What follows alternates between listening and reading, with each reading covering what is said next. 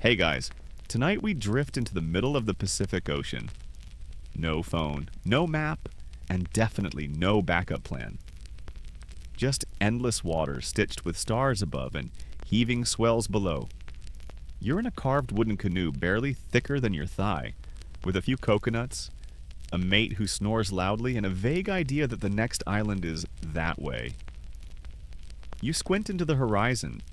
There's nothing but blue and that one ominous bird who keeps circling like he knows something you don't. So, before you get comfortable, take a moment to like the video and subscribe, but only if you genuinely enjoy what I do here. And hey, drop your location and the local time down in the comments. I love seeing how far this sleepy little canoe of ours reaches. Now dim the lights, maybe turn on a fan for that soft background hum, and let's ease into tonight's journey together. You rock slightly with the canoe, listening to the slap of water against the hull.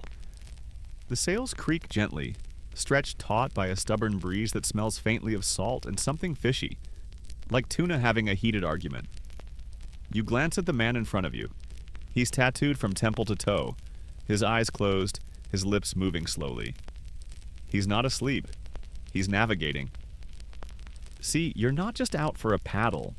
You've committed to the oldest, wildest, slowest form of ocean travel Polynesians, perfected long before satellites started telling us when to turn left.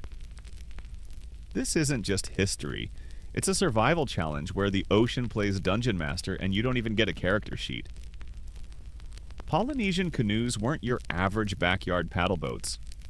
They were double-hulled catamarans, some the length of a school bus, carved from breadfruit trees or planked with lashed timbers, sealed with tree sap and prayers.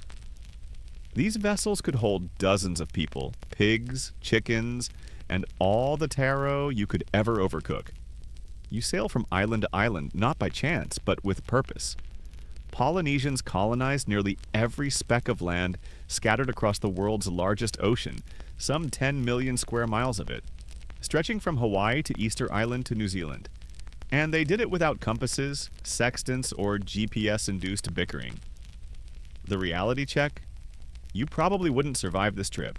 Most modern folks can't even get through an IKEA assembly without losing a screw, let alone cross thousands of miles with no map, and just some birds, a song, and a solid hunch. Historians still argue whether these voyages were methodically planned migrations or if people just kind of got lost and rolled with it. Either way, somebody made it, and then they did it again. And again, and again. You shift on the wooden deck, feeling every splinter, every dip in the wave. The swells push the canoe rhythmically, not unlike a rocking cradle, except this cradle comes with jellyfish, sunburns, and existential dread.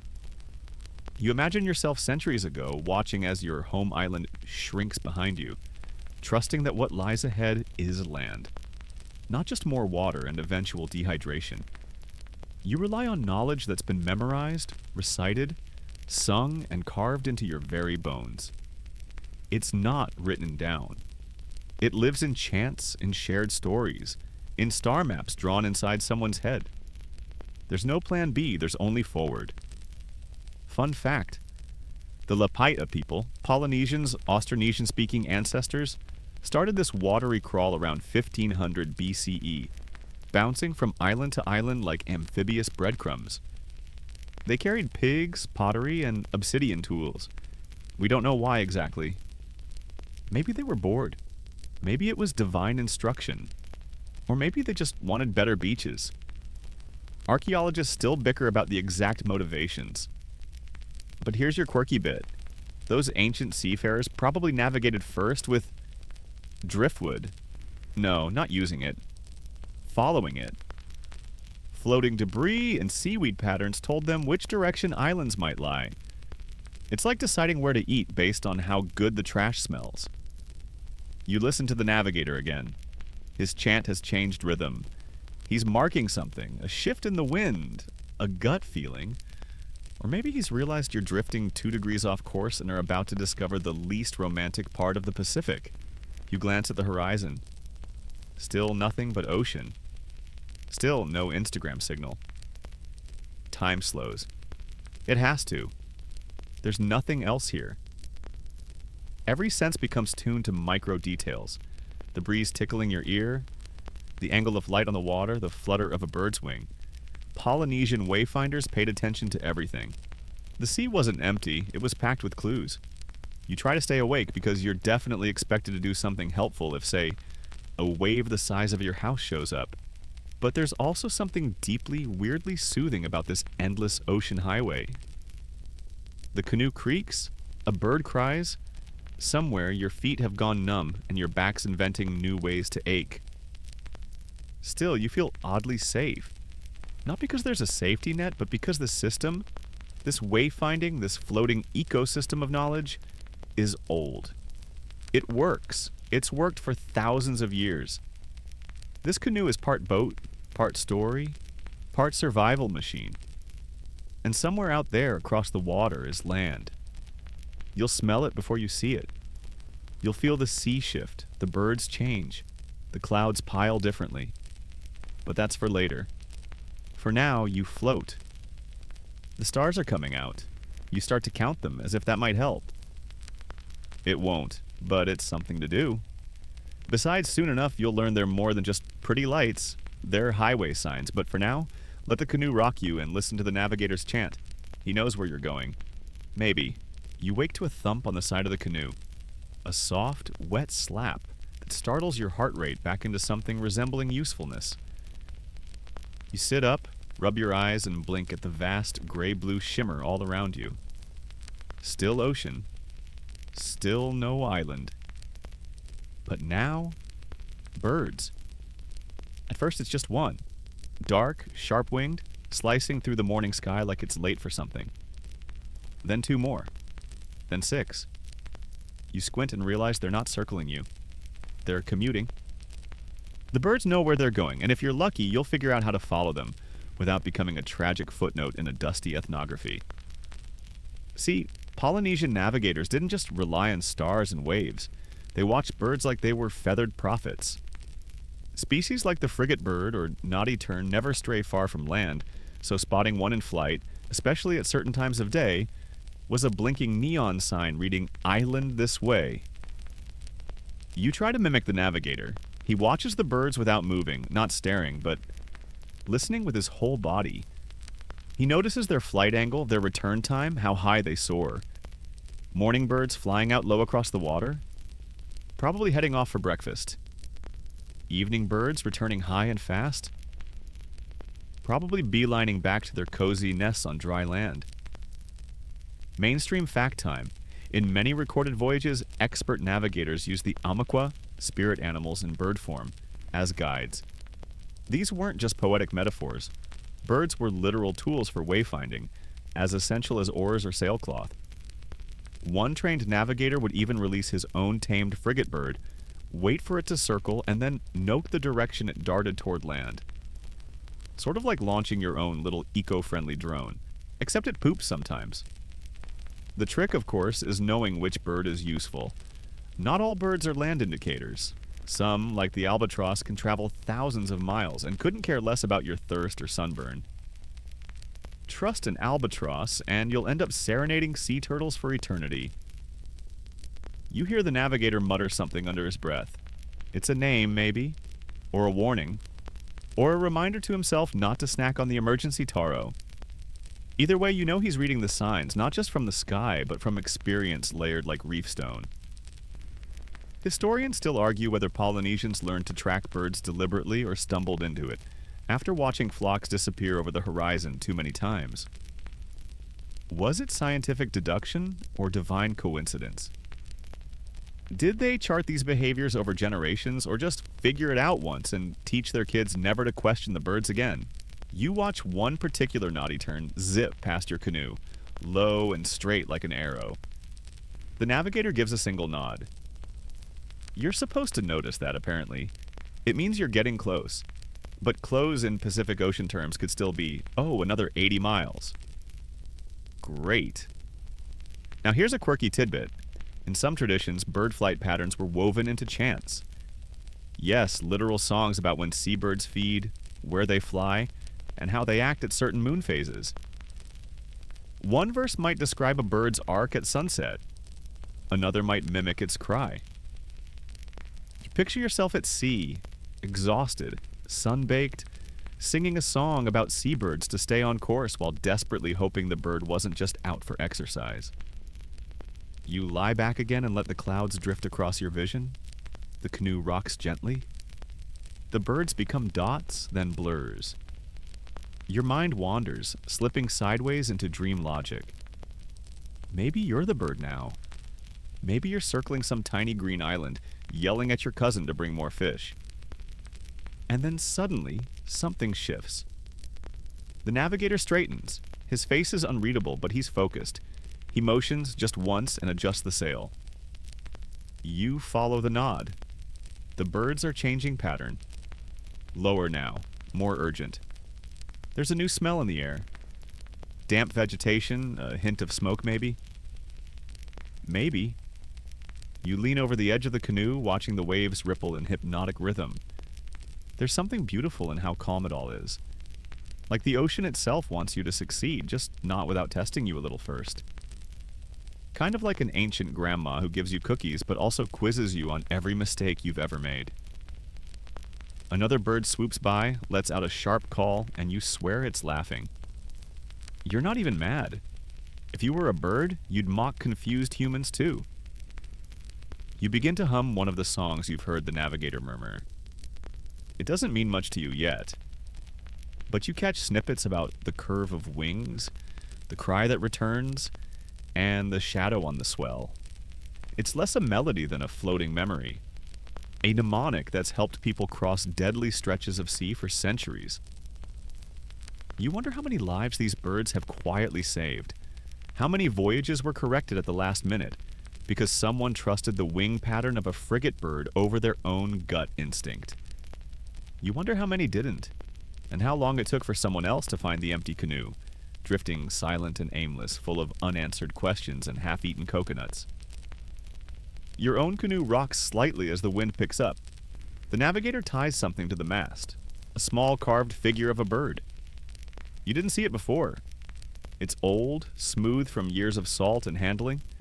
It stares out ahead like it's watching for land, or daring the ocean to mess with you again. As night begins to fall, the birds start to vanish from the sky one by one, zipping back toward home. And now you understand what that means. You follow them. Not directly, but at an angle. The navigator shifts your course by just a few degrees. It's subtle, it's quiet, but it's everything. You stare at the last few flapping shadows heading into the horizon. There's land out there. You can feel it now. You just have to trust the birds. After all, they don't have bills to pay, but they do know the way home. You hum without thinking, low and slow, the way your navigator does sometimes when he's not shouting at sails or watching birds like they owe him money. The sound barely rises above the hiss of water sliding along the hull, but it feels important. Like a secret you're repeating just loud enough for the ocean to hear. Turns out you're not improvising. You're practicing a skill as old as the canoe you're floating in. Songs, real songs, were once the steering wheels of entire voyages. Polynesian wayfinding didn't rely solely on visual markers. It leaned just as heavily on memory, and nothing sticks in a memory like a catchy tune. Your navigator, for instance, doesn't just know the path to the next island, he sings it. And now, so do you. Each verse contains encoded information. Wave patterns, star positions, even the best time to hunt fish with the least amount of embarrassment. It's a full-on travel guide wrapped in melody and rhythm. You thought sea shanties were just for fun. In Polynesia, they were life-or-death playlists. You glance at the navigator again. His eyes are closed, lips moving. He's reciting the voyage, not from a map, but from within. The song's beat matches the canoe's rocking. The pitch rises and falls like the waves. This isn't karaoke. This is survival. Mainstream historians agree that Polynesian navigators used purakau, narrative chants passed down orally, to retain vast geographic memory. Imagine remembering the locations of 100 islands by heart, just by singing a 30-minute ballad.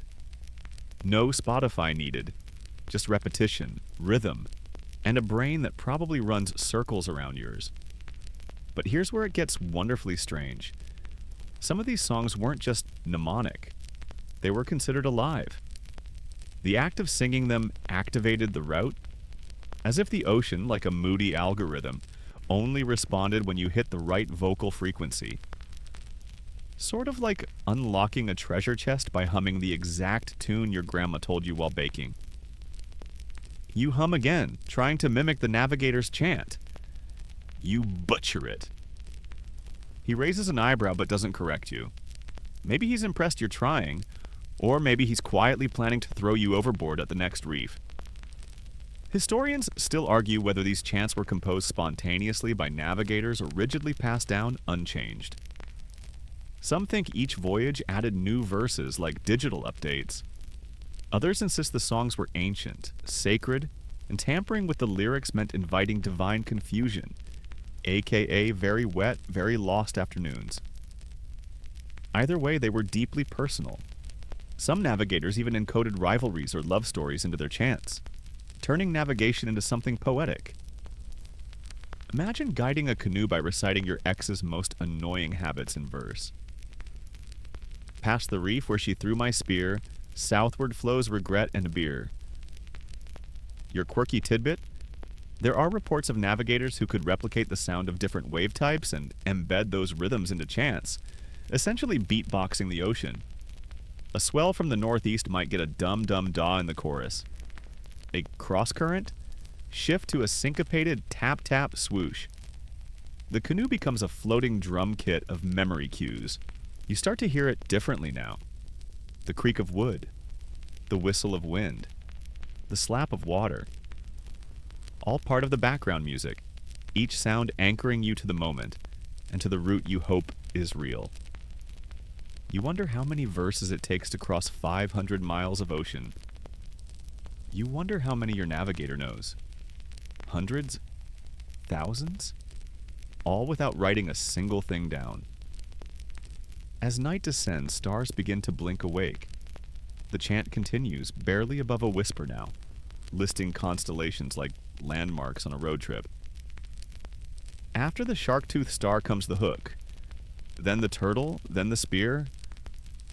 It sounds like a bedtime story. It is a bedtime story, except falling asleep during it might earn you a one-way trip into Neptune's personal garbage disposal.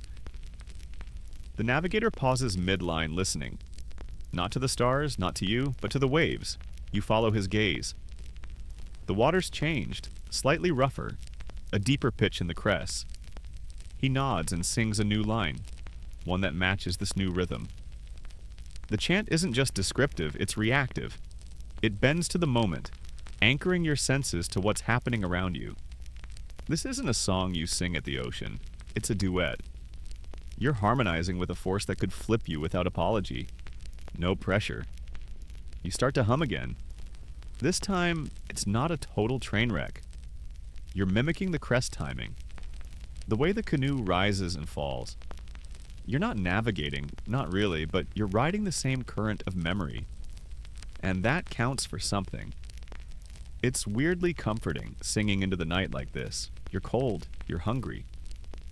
But the chant keeps you oriented, literally and mentally. It pushes back against the fear of the void. Every verse is a step closer to somewhere. It's how you know the world isn't just water and failure. There's land ahead. You've sung yourself there. The navigator finally stops. Silence washes over the canoe like a warm cloth. The wind hums the next verse for you.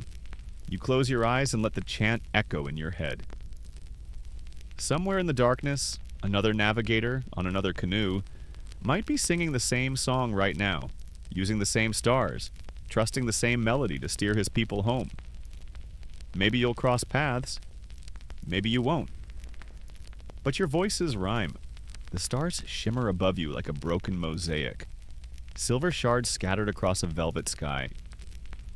Your neck aches from staring up too long, but there's something magnetic about the way they move. Well, you're moving, technically, but they seem to wheel and pivot around you, slow and precise like dancers who never miss a beat. Your navigator finally speaks, his voice low and gravel smooth. He doesn't point, he just names.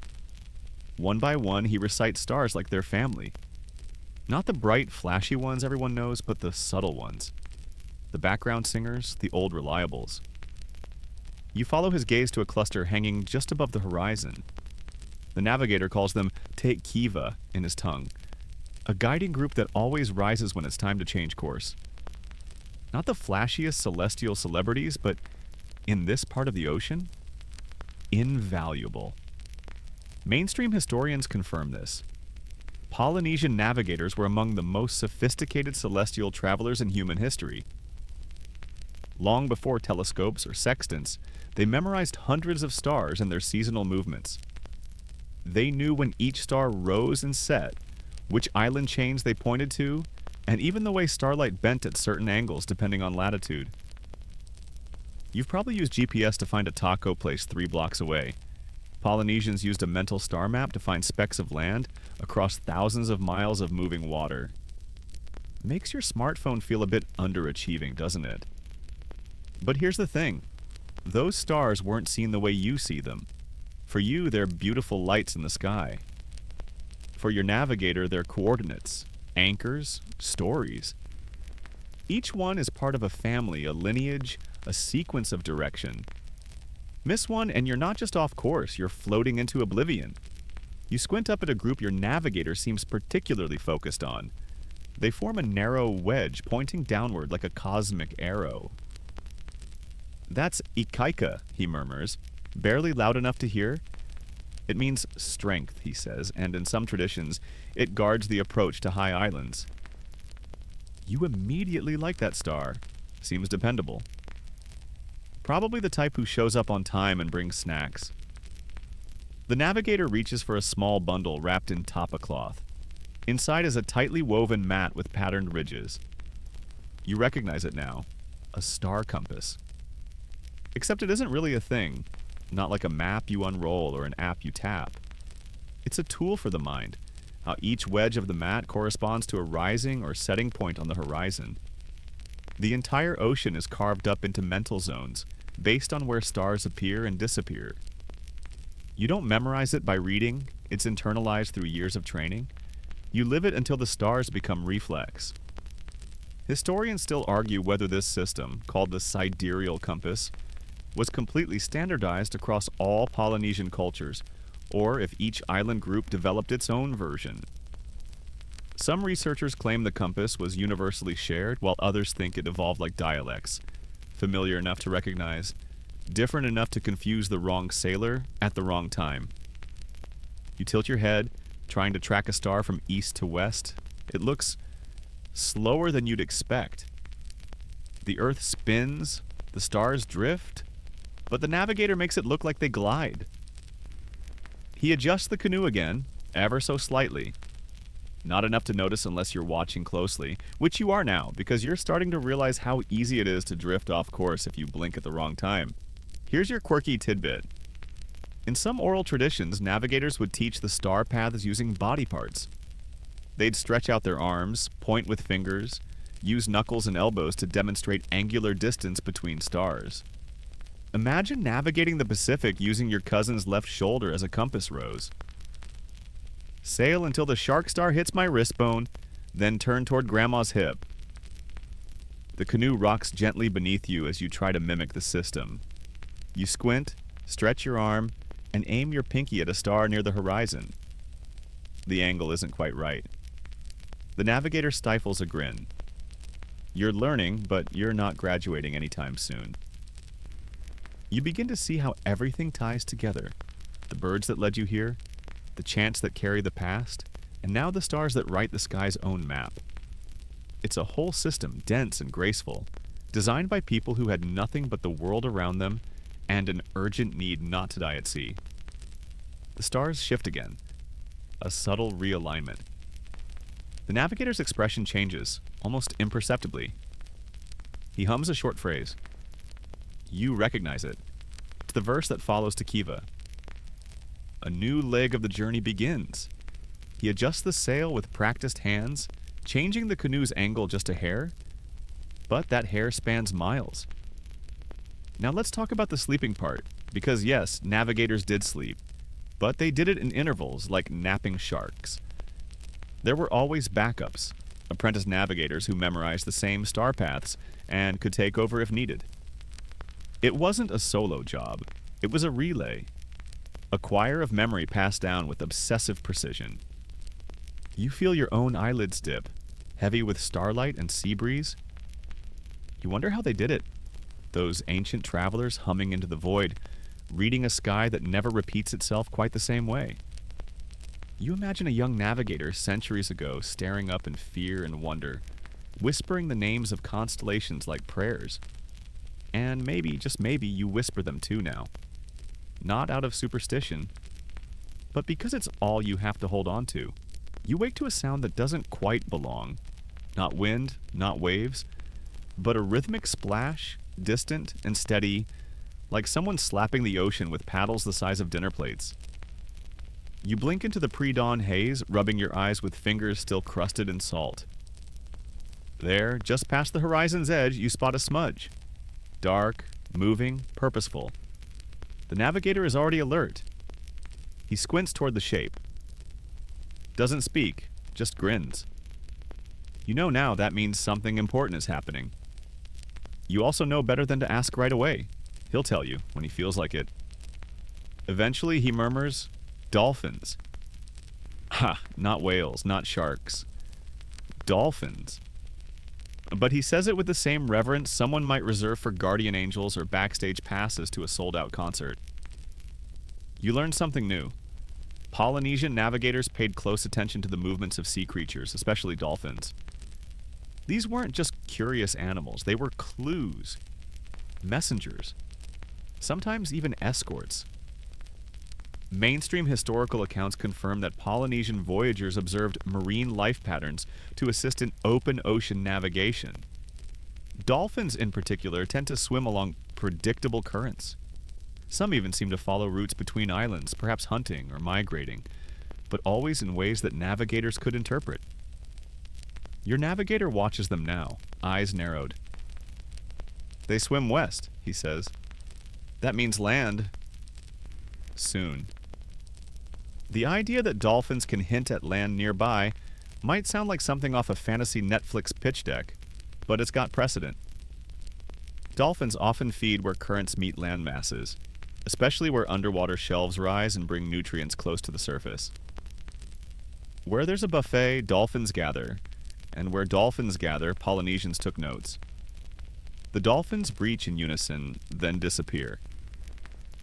The navigator whistles softly, a high-pitched melody like a bird call.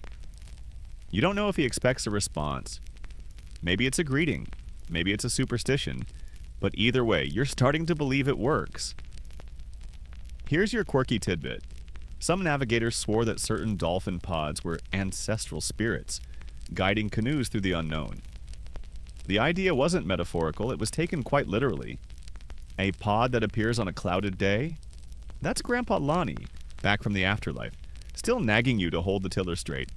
Some chants even feature dolphins as part of the route description. Where the long wave breaks and the gray fish leaps, there lies the path to the rising breadfruit. You start to realize these weren't just poetic flourishes, they were maps in disguise. You can't hang a chart on the wall out here, so you hang it in your head, dressed up in rhyme and melody. The navigator begins to hum again. Not the navigation chant from before, but something lighter, almost playful. A dolphin song, maybe. A tune for the ones who slip through the water with an ease you envy. Historians still argue whether the attention to animal behavior was systematic or anecdotal. Was it science, or was it lore? Some say navigators kept detailed knowledge of seasonal fish migrations and bird nesting cycles. Others believe it was more intuitive, a kind of deep-sea muscle memory passed down informally. Either way, when your life depends on the tiniest signals, you learn to read everything. You peer over the side, hoping to glimpse another tail flick or dorsal fin. Nothing for now. Just that impossibly blue water, flickering with hints of silver beneath the surface. Then you see something else. Tiny floating flecks. Seeds? Twigs? Something organic. You reach down and pluck one out. It's smooth, woody, and definitely not from anywhere here. Your navigator plucks one too, holds it to his nose, then tosses it away. From the east, Isi says, We pass close to another island. It's called drift detection. Polynesian navigators often looked for floating debris, seeds, coconuts, branches, even clusters of seaweed, as hints of nearby land. These weren't just flotsam, they were breadcrumbs. Imagine stumbling across a leaf in the middle of the Pacific. Now, imagine knowing which island it came from, just by its shape and scent. That's not a party trick, that's wizardry. You realize the ocean isn't empty, it's full of signs. It's a dense, humming network of clues, if only you have the eyes to see them. And the time to remember what they mean. The swell changes slightly again, not bigger, just different. The navigator tilts his head like a dog hearing something you can't. Then he nods. He knows where you are now. You're still hours from land, maybe more, but he knows the current. He knows the sky. He knows the way the dolphins swam and the story the leaves whispered and the exact taste of the wind this morning. And you? You're starting to believe the sea talks to him. You lie back, arms behind your head, letting the boat carry you forward while the hum of the chant and the sound of the waves melt into one another. Everything's wet, everything's sore, but it's also kind of perfect, in a you might die here kind of way. The navigator starts pointing again, not at dolphins now, but at birds. Gulls, boobies, frigates, familiar shapes skimming the horizon. You remember what he said before. Birds don't fly at random, they follow currents, find fish, return to roost. Some species don't even sleep on land. They just nap mid-air the way you wish you could. Yet some always return to shore at night, and that means land. That means home. You ask, how many birds do you watch? He shrugs. All of them. Fair enough. You'll sleep again soon. But not yet, because the sky is changing. The clouds look taller. The air smells faintly of wet bark and moss. That's land air. That's not the scent of open sea. You think you see it now, a faint rise in the distance, just where the dolphins vanished. But the navigator isn't looking at it. He's watching the birds, still singing, still steering, still listening to the ocean as if it's got one more verse left to share. The morning sun edges up over the horizon like a sleepy eye peeling open, casting a soft gold glow that makes the water sparkle like someone tossed a handful of diamonds into the sea. You shield your eyes, squinting against the glare, and suddenly, there it is. A shadow, a silhouette. Land. Not just a rumor in the wind, but solid, real earth, etched against the sky. The navigator lets out a breath he didn't know he was holding. His shoulders relax, but his gaze sharpens. You're close now. Closer than you thought. You can feel the salt air thickening mixed with something new. The scent of damp earth, coconut, and flowering trees. This moment, spotting land after days or weeks at sea, is the climax of a journey every Polynesian voyager knows intimately. It's the reward for reading stars, singing chants, watching birds and dolphins, and learning to feel the ocean's hidden rhythms. You lean forward, desperate to see more, but the navigator shakes his head. No rush, he says. Still a few miles. We approach carefully. You want to ask why, but he's already pulling the canoe in closer, adjusting the sail to catch the slightest breeze. He points to the water. You peer over the side and notice a subtle change. The color shifts from deep blue to a lighter turquoise. It's shallower here. Coral reef, maybe. Dangerous if you don't know where to steer. This is where Polynesian navigators truly shine. The reefs, those sprawling underwater gardens of jagged coral and curious fish, can be both a boon and a threat. They mark where islands begin, but they can shred a canoe faster than you can say, oops. So navigating this last stretch requires a special skill. Reading the water itself. The surface reveals secrets. A white line means a breaking wave over a reef. A calm patch hints at a lagoon's entrance. A shadow might be a submerged rock. The navigator's eyes scan constantly, interpreting the subtle cues. You try to mimic, but It's like trying to read tea leaves in a hurricane. Historians agree the reef approaches were some of the most perilous parts of Polynesian voyaging. Even the best navigators lost canoes here. It's where knowledge met risk head-on. And yet, these routes were sailed repeatedly, generation after generation. Here's your quirky tidbit. Some navigators use small pieces of coral or shell as sound markers. They'd tap them together underwater to listen for echoes, sensing how deep or shallow the water was beneath the hull. Primitive sonar, long before gadgets made it cool. You notice birds circling closer now, their calls louder, more frantic. The navigator smiles. "Land birds," he says. "They know where to land, they show us." The birds are your final guides. Some, like the white tern, can fly over open ocean for weeks but never stray far from shore. Others, like the frigate bird, soar high, scanning the horizon for fish or signs of land. You spot a dozen or so darting and swooping, pointing the way like little feathered traffic cops. It feels almost too easy. You want to say, why didn't we just follow the birds from the start? But of course, the ocean is a puzzle where every piece matters. The reef comes into sharper focus. It's a jagged line of white foam and turquoise shadows, a natural fortress. The navigator doesn't rush. He waits, listens, watches the wind. He hums softly, a low chant that matches the rhythm of the waves breaking on the reef. You remember the chant from before, the one that feels like a conversation with the ocean itself. It changes now almost imperceptibly, shifting tones to suit this new chapter of the voyage. It's the language of approach and arrival. Historians still debate exactly how detailed the reef navigation techniques were. Some say the canoes had scouts swim ahead, tapping coral and listening for echoes. Others argue the navigators used environmental cues alone. Maybe both methods were true, depending on conditions. You're struck by the patience it demands. The ocean can't be bullied or tricked here. You respect the slow, deliberate approach. You can't help but think how different this is from your usual hustle, where everything's fast, immediate, and swiped left or right. Now your muscles ache, your skin is crusted with salt, and you haven't slept properly since who knows when. Yet this final stretch, this approach to land, feels sacred. You realize how much trust you've put in your navigator and the ocean itself. You're about to touch land, the end of the great open water puzzle.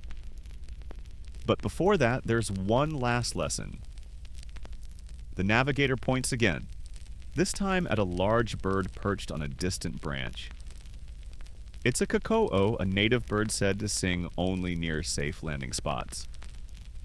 The legend goes that if you hear its call, you've arrived in the right place. You lean in, straining to hear, but the jungle's noise swallows it whole. You smile anyway, because soon you'll be there. Soon you'll be ashore, and the ocean's long song will fade into a whisper.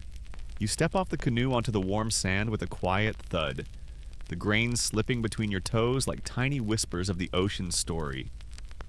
The air here is thick with scents, blooming hibiscus, salt-soaked leaves, and that unmistakable richness of earth finally touched by human feet. The land greets you with an almost tangible embrace. The navigator sets the sail down, stretches, and wipes his brow. You follow his gaze inland. Lush green palms sway gently, and you spot a faint trail winding through the underbrush. It's not just a path, it's a memory etched in the landscape, worn smooth by generations of footsteps.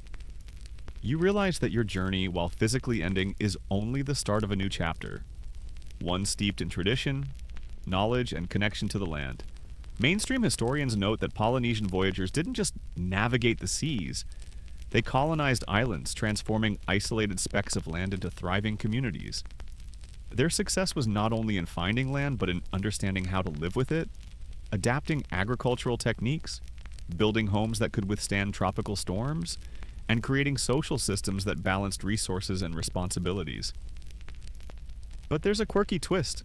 Some islanders believe the land itself remembers the voyages. Trees might grow in patterns that trace ancient canoe routes. Certain rocks are said to mark the spots where the first navigators stepped ashore. These aren't just stories, they're maps encoded in nature itself, passed down in myths and songs. Your navigator leads you along the trail, humming softly. It's a different kind of chant now, a welcome song, a greeting to the island's spirits and ancestors. You feel the weight of it, the connection that binds sea and shore past and present.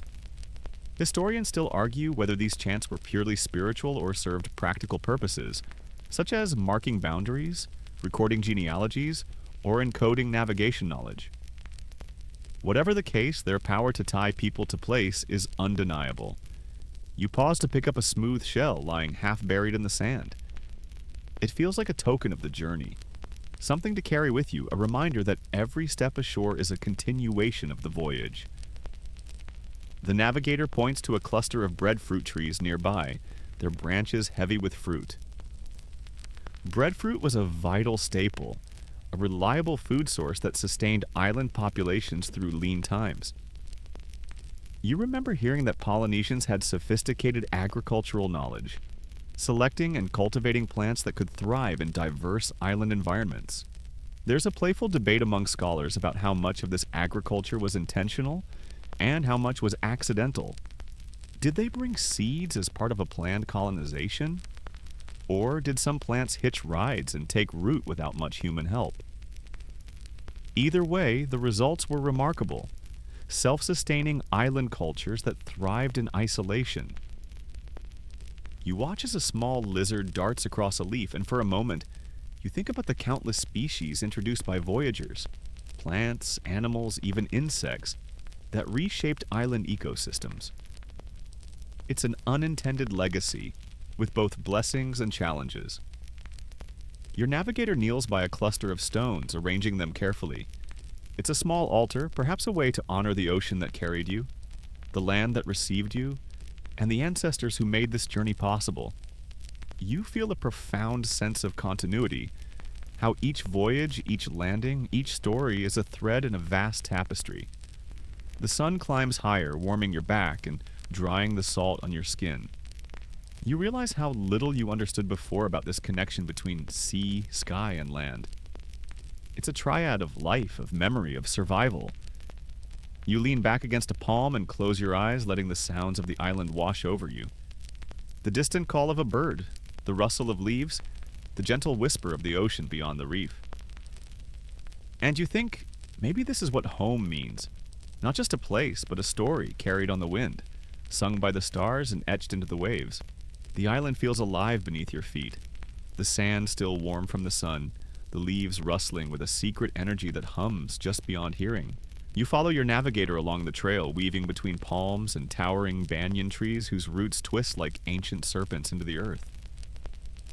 The jungle air is thick with humidity and the sweet scent of blooming guava. You notice how every step seems purposeful.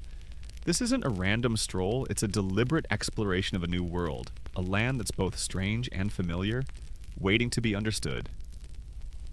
The navigator pauses, gesturing to a patch of ground where the soil is soft and rich. Taro, he says quietly. Staple food. You kneel to touch the dark earth, imagining the centuries of hands that have tended this root crop, planting it in carefully dug pits and flooded terraces. Taro wasn't just food, it was life itself, nourishing entire island communities and connecting people to the cycles of the land and water.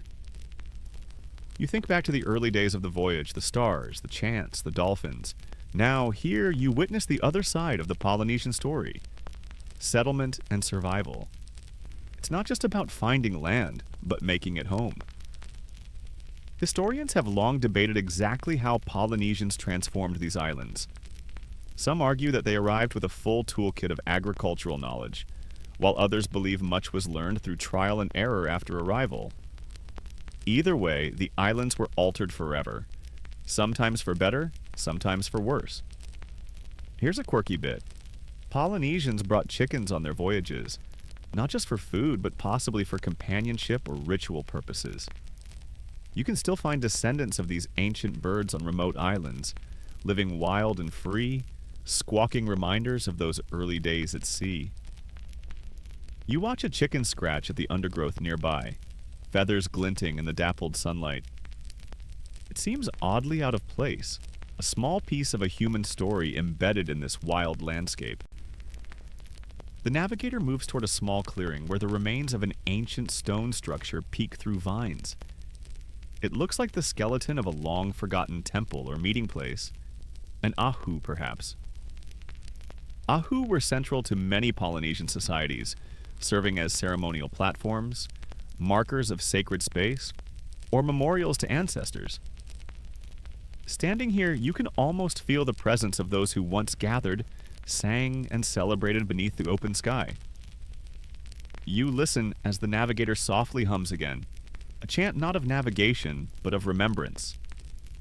It's a quiet melody that honors the land's memory, the echoes of generations past. Historians still argue about the exact roles of ahu and how they connected to navigation and settlement. Were they purely spiritual sites, or did they also function as territorial markers or waypoints for voyagers? The debate continues, but their cultural importance is undeniable.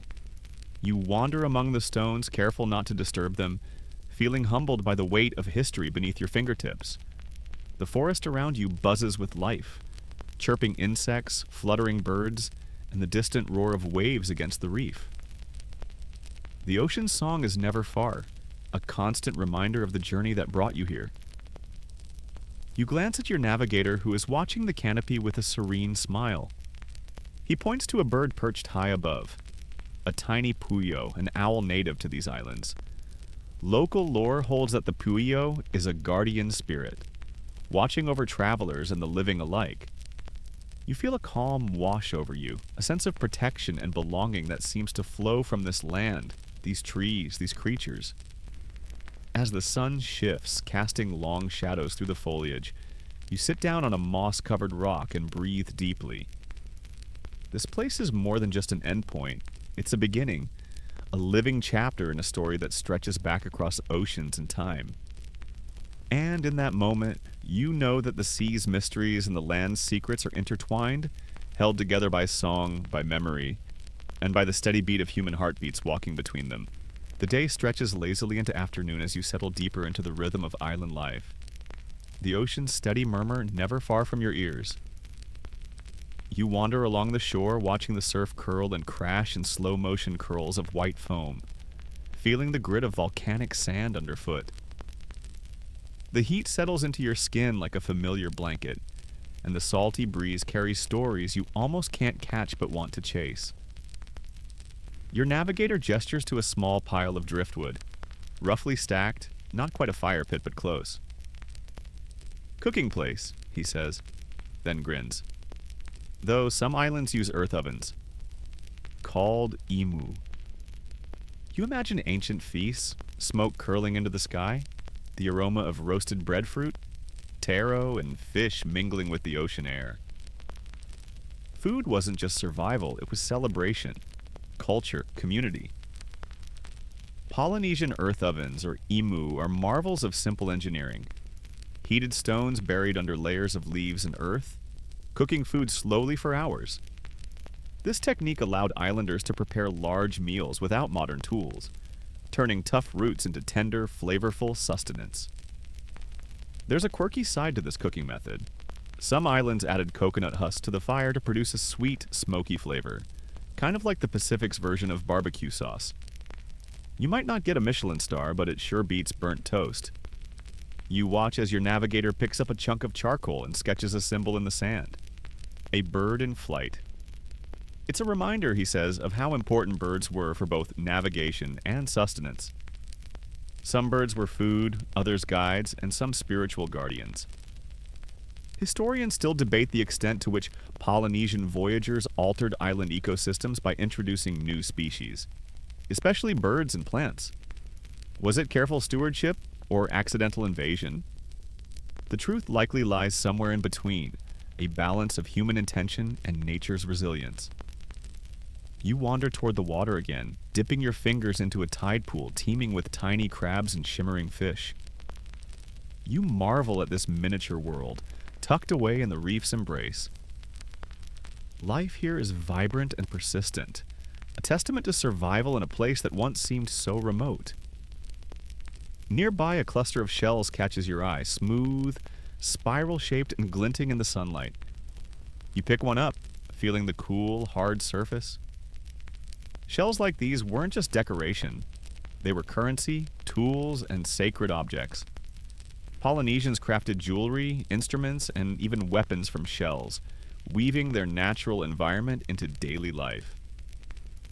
Your navigator hums again, a soft tune that drifts with the breeze. It's a melody of gratitude, you think, for the gifts of the sea and land. You feel a strange mix of exhaustion and awe.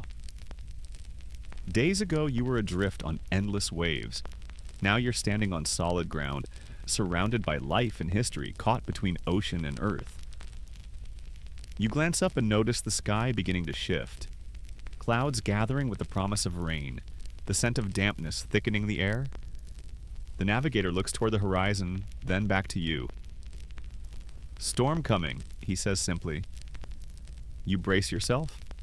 After all this time, you've learned that the ocean always has one last lesson. The sky darkens quickly, turning from soft blues to a bruised gray, heavy with rain that seems to hang just out of reach. The breeze shifts from gentle caress to urgent whisper, rustling leaves and sending small waves shivering across the lagoon. You and your navigator move swiftly, gathering gear, securing the canoe near the shore. The air thickens, charged with electricity, a silent warning from the island itself. Polynesian voyagers knew these moods well. Sudden storms could toss a canoe like a toy, challenging the very skills that had brought them here. Yet, they also revered these tempests as powerful forces. Sometimes messages from gods, sometimes tests of endurance and wisdom. You remember the chants, those low rhythmic songs meant to call the winds or calm the waves? There's a delicate balance between respect and mastery, between yielding to nature and harnessing its power. The rain finally arrives, soft at first, then growing into a relentless downpour. The island's foliage drinks deeply, leaves shimmering as droplets slide down their surfaces. The earth beneath your feet turns to mud, cool and slippery. You find shelter under a broad-leafed tree, its giant fronds arching protectively overhead. The navigator settles beside you, humming a quiet tune that blends with the storm's symphony. The drum of rain, the whistle of wind, the distant rumble of thunder. Mainstream historians note that Polynesian navigators developed an intimate understanding of weather patterns, using cloud shapes, sea color, and bird behavior to anticipate storms. This wasn't guesswork. It was science woven into tradition, passed down through generations. A quirky detail, some islanders believed that certain birds, like the Iwa frigate bird, could sense storms days before they arrived, becoming restless and flying low. Watching these avian weather forecasters was an ancient survival tactic, a natural barometer. Historians still debate whether these natural signs alone were enough to predict weather, or if oral tradition and experience played a bigger role. Regardless, their combined knowledge helped countless voyages survive tempests. You glance around as lightning forks across the sky, illuminating the island in stark white flashes. It feels like the world's heartbeat quickening. The rain pelts down harder now, drumming on leaves and the ground with relentless force. You tuck your knees close, trying to stay warm, but the chill seeps into your bones. Your navigator smiles faintly. "Storms test the spirit," he says, "and teach patience." You nod, recognizing the truth. After weeks at sea, after the endless stretch of horizon and the thrill of discovery, here comes a moment of stillness and reflection. The storm, wild and unyielding, is a reminder that the ocean and island are alive, both friend and challenge, cradle and crucible. As thunder rumbles deeper, your eyes grow heavy. The rain's rhythm becomes a lullaby, a natural cadence that quiets the mind and slows the pulse. You feel the ancient connection more strongly than ever, the pulse of sea, sky, and land, intertwining in a dance as old as time. And somewhere beneath the storm's roar, the navigator's chant continues, a soft thread binding past and present, voyage and home. When the storm finally passes, it leaves behind a world washed clean, dripping with freshness and possibility. The air smells like a promise, a blend of wet earth, salt, and new beginnings. You stand, stretching limbs stiff from hours of shelter and stillness, feeling the sun's tentative warmth return through the thinning clouds. Your navigator moves toward the water's edge, eyes scanning the horizon with practiced calm. The sea has settled into a gentle sway, the waves now soft whispers rather than roaring crashes. You step into the shallows, feeling the cool water lap around your ankles, each ripple a reminder of the ocean's endless conversation. Historians note that Polynesian navigators understood the importance of timing their voyages carefully, avoiding the worst storm seasons and reading subtle environmental cues to keep safe. Yet, nature always held the final say. One quirky tradition involved reading the smell of the wind. Islanders believed that certain scents, like the sharp aroma of burning wood carried on the breeze, could signal distant fires or changes in weather patterns, clues to the state of far-off lands and seas. You find this charmingly human, like a natural version of modern weather alerts, but more poetic and personal. As you gaze back inland, you notice the island has transformed after the rain. The foliage appears greener, more vibrant, and the paths glisten with moisture. It's as if the land itself is breathing, alive with renewed energy. Your navigator points to a cluster of pandanus trees, their long, spiky leaves dripping with water. Pandanus was another crucial plant, providing leaves for weaving mats, ropes, and sails, as well as edible fruit. Every part of the island had a role, a purpose, a story. You take a moment to appreciate how intertwined everything is: sea and land, people and plants, history and myth. It's a delicate balance maintained through generations of observation and respect. Historians still debate how much Polynesian voyagers relied on oral tradition versus practical observation in managing these ecosystems. The truth likely lies somewhere in the harmony between the two. Your navigator kneels beside a small pool left by the receding tide, tracing patterns in the sand. "Maps," he says simply, "made by waves and currents." You peer closer, seeing how the ocean's movements have carved shapes and paths into the sand, a reminder that navigation isn't only about stars or birds, but about understanding the living sea itself. As the sun climbs higher, you feel the gentle warmth seep back into your skin. The island is waking up again, vibrant and full of life. You sit beside your navigator, the two of you silent for a moment, connected by the shared journey, one that moves beyond time and place. And as the waves lap softly against the shore, you realize this voyage is more than a story. It's a living legacy, a melody sung across oceans, carried in the hearts of those who dared to follow the stars and the birds, guided by song and the ocean's whisper. The afternoon settles into a golden glow, casting long shadows across the sand as you and your navigator begin preparing for the next leg of the journey. The island, lush and fragrant, hums with life. The chirping of insects, the distant call of seabirds, and the rustle of palm fronds stirred by a gentle breeze. You breathe deeply, savoring the moment, the warmth, the quiet hum of existence. Your navigator starts gathering supplies, bunches of pandanus leaves for weaving, bundles of dried fish for provisions, and carefully wrapped bundles of taro and breadfruit. Every item has a purpose, every detail meticulously planned to sustain life at sea. You watch as he crafts a small bundle of leaves, tied tightly with fiber. "Sails need care," he says with a smile. "Wind is friend, but also tricky." Polynesian sailors were master craftsmen, fashioning sails from woven pandanus leaves that could catch the trade winds just right. The sails weren't just functional, they were works of art, flexible yet sturdy, designed to harness nature's breath. There's a fun little fact. Some sailors decorated their sails with symbols representing protection or luck, kind of like ancient tattoos you could hoist into the wind. Whether these markings actually brought good fortune is up for debate.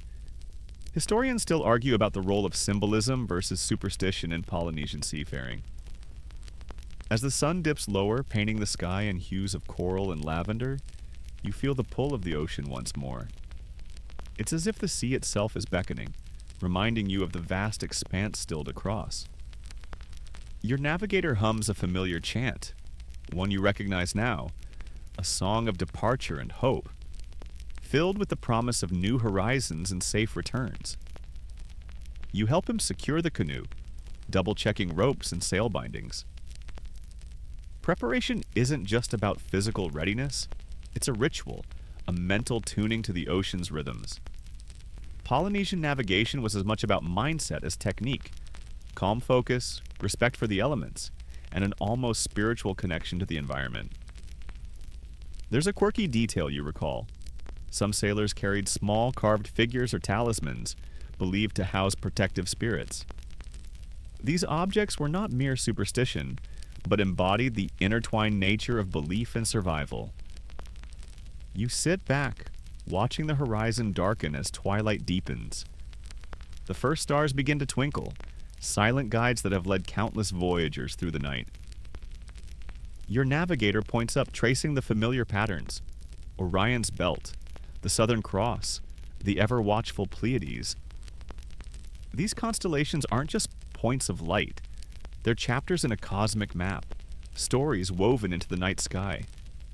You feel the steady pulse of the journey thrum beneath your skin. The excitement, the uncertainty, and the ancient wisdom carried in every breath and step.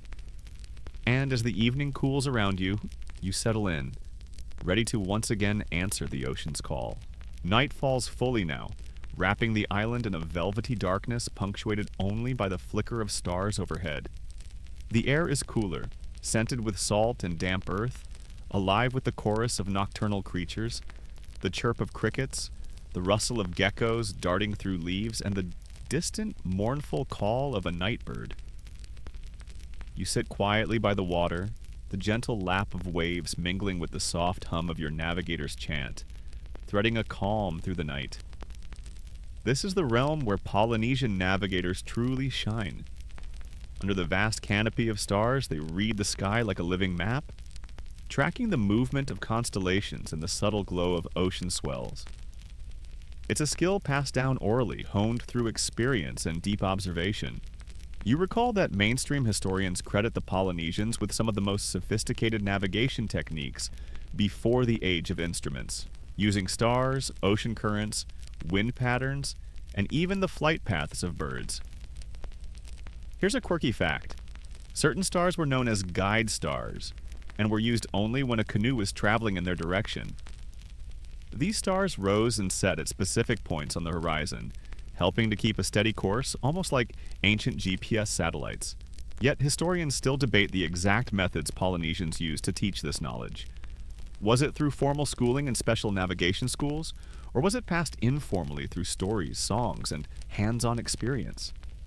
Probably both, with each island adding its own flavor.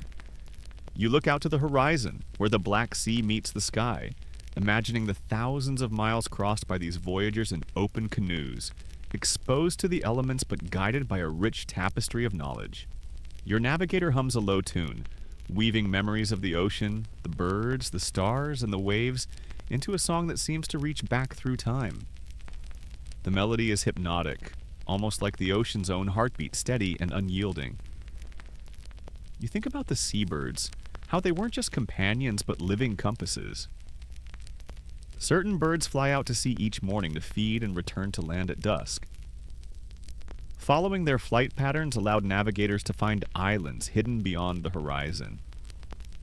There's a quirky story you remember about birds dropping coconuts into the ocean as a way to mark territory or communicate, though historians still debate whether this was intentional or coincidence. Either way, the relationship between people and birds is a fascinating puzzle. You settle back, feeling the night's cool embrace and the steady rhythm of the ocean. The stars above twinkle like ancient eyes watching over you, and the song continues, a lullaby for voyagers past and future. In this moment, you realize that navigation isn't just about direction. It's about connection to nature, to history, and to the endless, shimmering mystery of the sea. The night deepens, and the ocean's breath grows softer, almost like it's holding its secrets close.